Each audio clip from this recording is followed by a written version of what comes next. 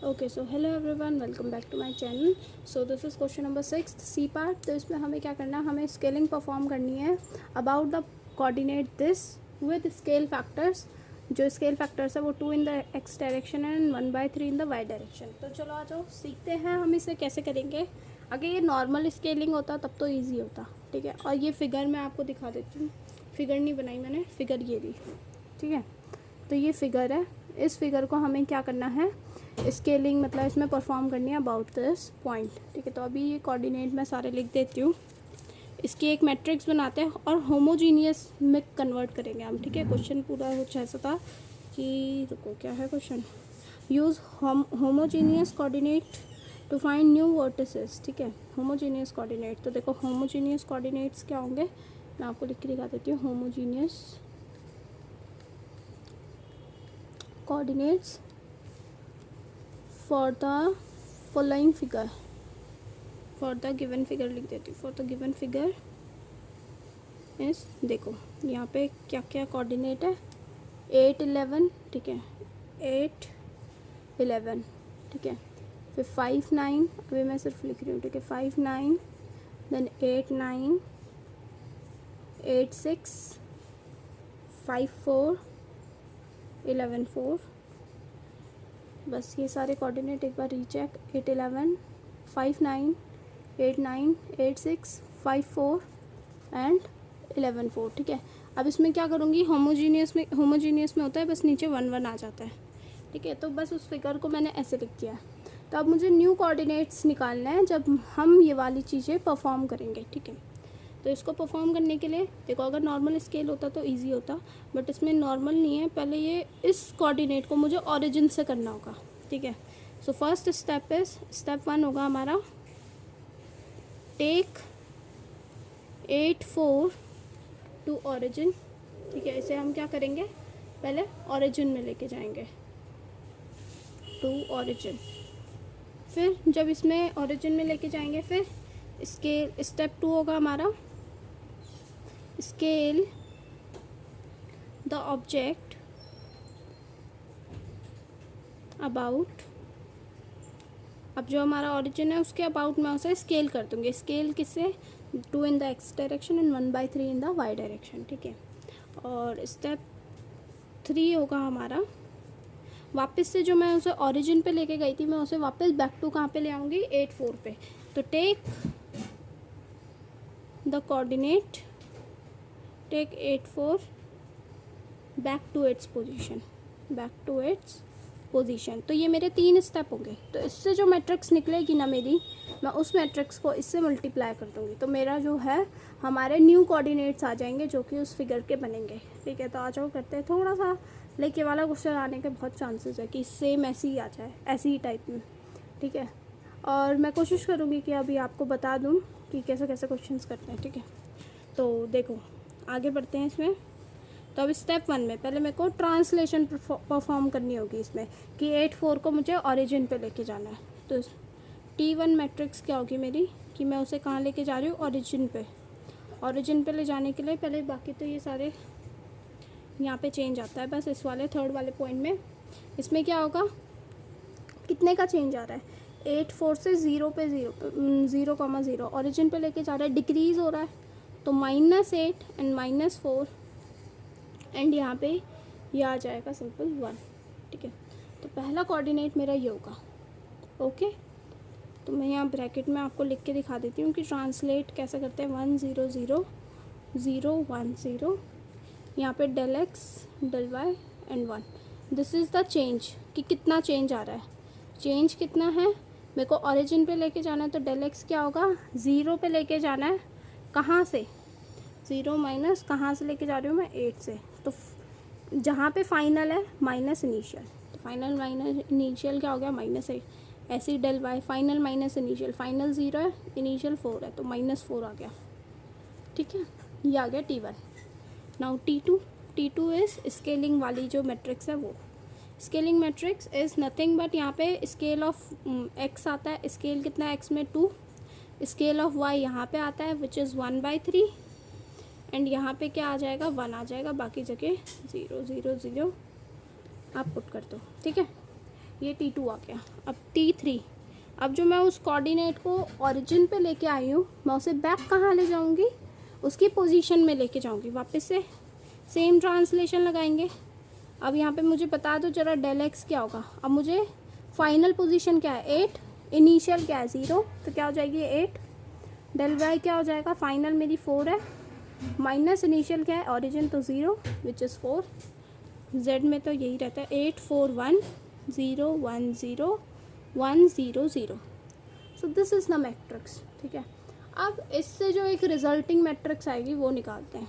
तो ये सारा परफॉर्म करने के लिए मैं क्या निकालूंगी, एम निकालूंगी, which is nothing but T3 into में T2 इंटू में T1।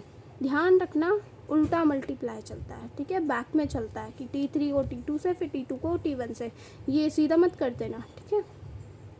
ओके, समझ आया। स्टेप्स ये लिखोगे, फिर मल्टीप्लाई में T3 टू T1, ठीक है। और अगर ऐसे नहीं किया तो आंसर गलत आएगा। तो अब क्या करना है आपको, इन तीनों मैट्रिक्स को मल्टीप्लाई करना है। सो right the matrix 1 0 0 0 1 0 8 4 1 multiplied by T2 0 2 0 0 0 1 by 3 0 0 0 1 T1 is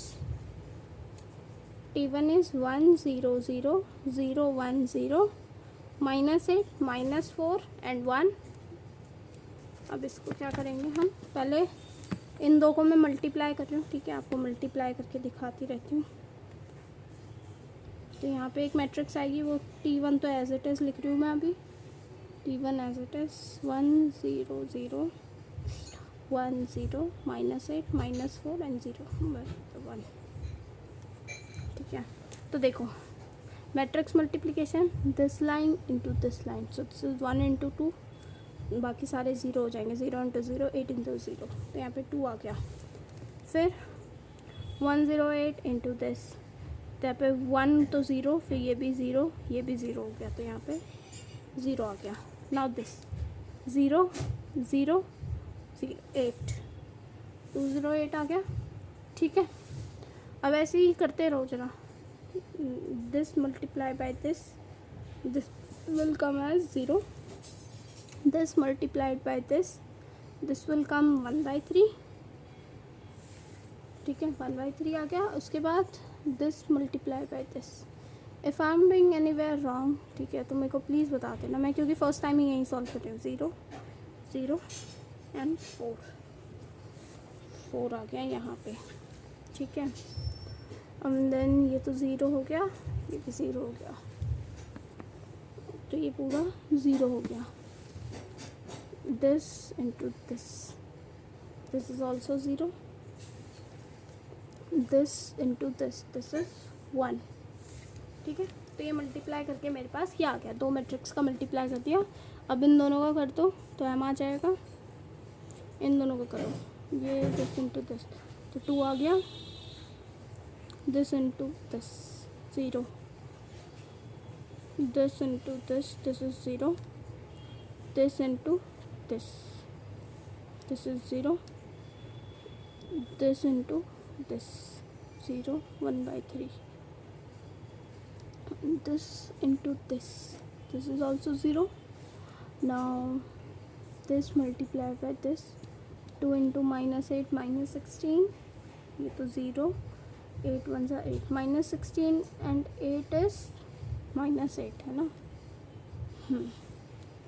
Now this matrix multiplied by this, तो -4/3 प्लस का 4, तो -4/3 प्लस का 4 is 12 8/3, okay. now this multiplied by this is 1, ये आ गया आपके पास m। अब क्या करोगे, अब जो हमारी ट्रांसफॉर्मेशन जो भी हम कर रहे हैं ये, ठीक है, ये जो अब हमारी ट्रांसफॉर्मेशन मतलब ये मैट्रिक्स बन गई, जो कि क्या होगी, scale about 8,4 and scaling factors क्या हैं, 2 in the X direction 1/3 in the Y direction. तो ये वो रिक्वायर्ड मैट्रिक्स है। अब इसको जो भी हमें परफॉर्म करनी है, ये ट्रांसफॉर्मेशन जो हम परफॉर्म कर रहे हैं वो कैसे निकलती है। So now we say new objective matrix is equals to transformation matrix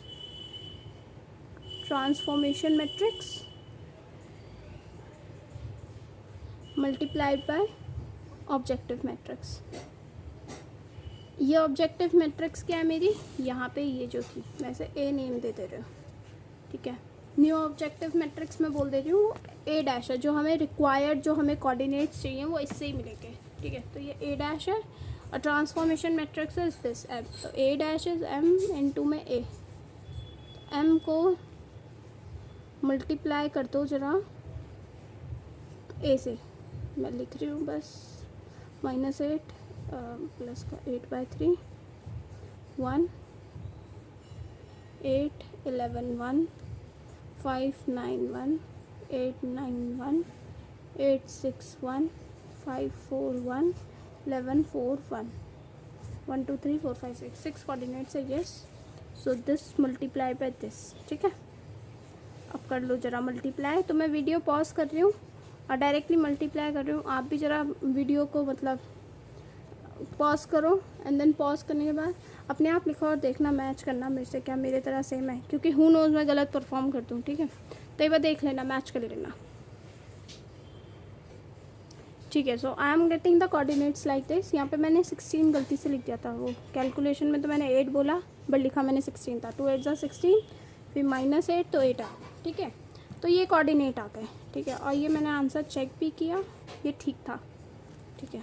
तो ए डैश मेरे पास ये कोऑर्डिनेट आ गए, बस इनको ज़रा अच्छे मतलब 8 11 अब जो बदल के है वो ये बन जाएगा, ठीक है। तो 8 11 जो था न्यू कोऑर्डिनेट में क्या बन जाएगा 8 19/3 विच इज़ नथिंग बट 8 5.67 के अराउंड इसका आंसर आएगा। फिर इसमें लिखो, फिर 5 ये क्या चेंज हो गया 2 17/3 विच इज़ 2 5.67। सॉरी इसको क्या लिखा है मैंने 19 था, 6.33 होगा इसका तो, ठीक है। फिर देन 8 9 ये बस सारे लिख ही देती हूँ, 8 6 5 4 11 4 ये चेंज होके ये आ जाएंगे, क्या क्या आ गया 8 17/3 विच इज़ 5.67।